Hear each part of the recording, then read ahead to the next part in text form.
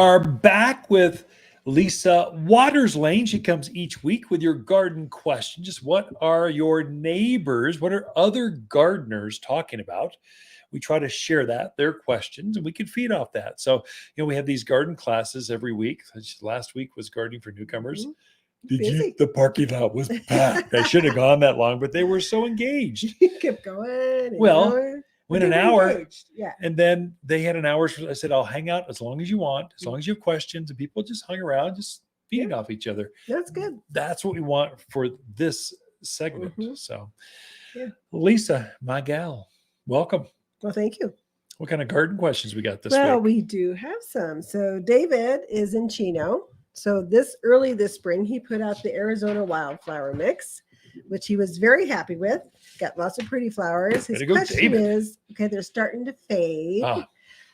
Do you just let them go? Do you cut them back? Can you get more flowers if you cut them back? So what's the best way to handle those wildflowers? So leave them alone, enjoy them. That's pretty much it. So let them go to seed. So when they're done blooming, they'll go to seed and you'll have more next year. Now, if you want them to bloom some more, this is a mix. So we put together 4 different wildflower mixes for the mountains of Arizona. They are custom blends. Most of them are perennials. Some, if you deadhead them, they will reform another flower. So which ones out of that mix? There's like 24 in the mix. I don't know. I can't tell you which ones. Generally, we recommend that you let them go to seed so that you can spread that prairie wildflower look in the bed. And then at the end of the year, so when it's starting to get dry, so it's fall and the winter's here, it's had a hard frost. Usually we tell folks, take a weed whacker, take a lawnmower, take something violent that just makes the seed spread all over the backyard. And you can encourage them to grow even more next year. So if it really bothers you, Dave, go just deadhead the dead ones. The problem is if you deadhead them and they don't form new flowers, well, they won't reseed for you. But the good thing is that root base, now that plant is not focused on setting a seed. It can put all of its energy into forming a stronger root. So you'll have an actual better plant next spring from that one, say, Mexican hat or Shasta daisy or Gaillardia or whatever you happen to have out there. You can go ahead and just deadhead it and you'll have a stronger plant. It won't spread as much. But if you truly want that wildflower patch to spread, let it go to seed. Just enjoy all the butterflies and the hummingbirds that are going through there because they all love wildflowers.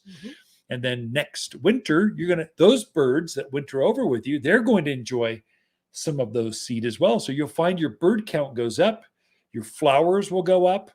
I would say don't make a lot of work out of it. You planted a wildflower bed, let it go wild. Yeah, I agree. Good. Okay. Next question is from Sherry in Prescott Valley. She says, I'm having trouble keeping my pots with perennials watered, hydrated, and looking good. Okay. What suggestions do you have? And then how frequently should she be watering those pots? So containers are a bit, you can't say the word pot anymore. Sorry. Or edibles. Can't say edibles or pot over the airwaves, or they'll have a cease and desist. Yeah. Ex-nay in the pate. That sounded you cracked yourself up, so bad.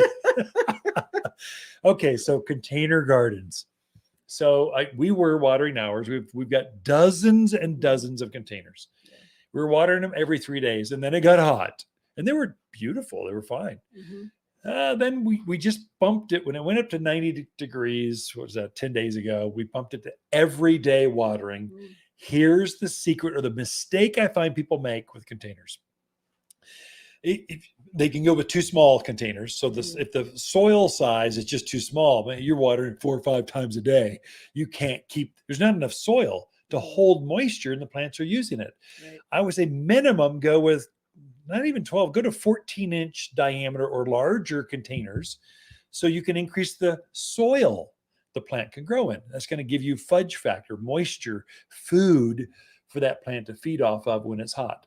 So if you're using a big enough size pot, now you want to water it until you see water coming out the bottom or that weep hole at the bottom. That's the secret. I find a lot of folks don't water their containers enough. Right. And so we don't have it dries out in the bottom. And once that soil starts to dry out in a container, it starts to shrink. And so now you've got a gap around the outer edge of that pot ring. So the soil will shrink. And now you water it again the next time, and water just hits the soil, goes right over that gap between the soil and the pot, and then just goes right to the bottom. And it's hard to recover from that. Don't allow that to happen. And the way you do that is water it, and then let the soil hydrate, let it soak up that moisture until you see water seeping out that bottom drainage hole. Then you know, oh, soil's gone all the way through, and that's how you know you've got enough. Okay, it's hot. How often should I water? Well, we just water every day. We've got trees and roses and tomatoes and all kinds of stuff, peppers in containers. We're watering every day because it's just hot right now. It's just warm. And there's a little bit of a breeze. And so things dry out. Once the humidity comes, so the monsoon rains, already you're seeing a few clouds. Plants love some shade that comes from clouds, a humidity that comes up. So once the moisture, summer rains come, that'll take the edge off. Maybe you can back it off to every other day or so. So in the fall, you're definitely backing it off to every 3, 4, 5. In the winter, once a week. It's more than enough. Would you recommend fertilizing right now, just to kind definitely. of keep things going and happy? Yeah, because you fertilize in the spring, and they've used all that fertilizer up. You've been watering, if you've been watering correctly, you'll water, and then water comes out the bottom. You've flushed all those nutrients out of that soil, so that fertilizer that was there, you have to replenish it. So we've fertilized all the containers with 744 all-purpose plant food. And then in addition, so we've got our kids are coming in a couple weeks. We want the backyard to be fully engaged. We want the grandkids just enjoy flowers. We want it to look fabulous. So I fertilized, deadheaded everything. And then I also added to that 744 some flower power. It's a liquid, water-soluble food. And you can use these in conjunction with each other, and they don't burn because you're using organic food with the water-soluble. And 2 weeks out, our container gardens are going to be way over the top. And they're going to be, whoa, that's pretty cool. So nice. That's what we want it to be. Okay. Excuse me. Next question is from Tom in Prescott. He's talking to his neighbors. Neighbors were telling him about the cicadas and the sound that the cicadas make. Yeah. But neither one of them knew if cicadas are bad. Do they eat trees, shrubs, that kind of stuff? Yeah, no, they're not. They're fine. So don't worry about it. Grubs are bad. Cicadas are not. So cicadas are a summer thing. They're starting to, I haven't quite seen them here at the garden center, but you'll start to hear them sing. They're like real loud, like, where, and they sing in a chorus back and forth. And it's kind of a summer delight that we get to enjoy. They live in the ground for up to 7 years, and they come out as an adult stage. So they live underground as a nymph stage. I don't know what they look like. Never seen one. Real deep.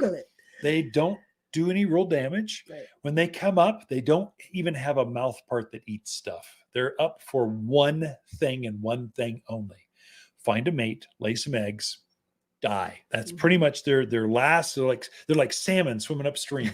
So they're going to do one last thing and then they're gone. Right. So they're not really a problem. They're freaky looking, but sometimes they can take a branch out because they lay an egg by shoving the egg underneath the bark. And so you'll see this textured where the eggs are. Sometimes that branch might die, but they don't want that to happen. They want that branch to live so that their young will hatch, drop down. And anyway, don't worry about it, Tom.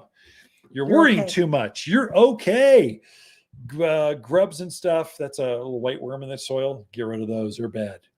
All right, that's it for this segment. Ken and Lisa Lain, the Mountain Gardeners. Be right back.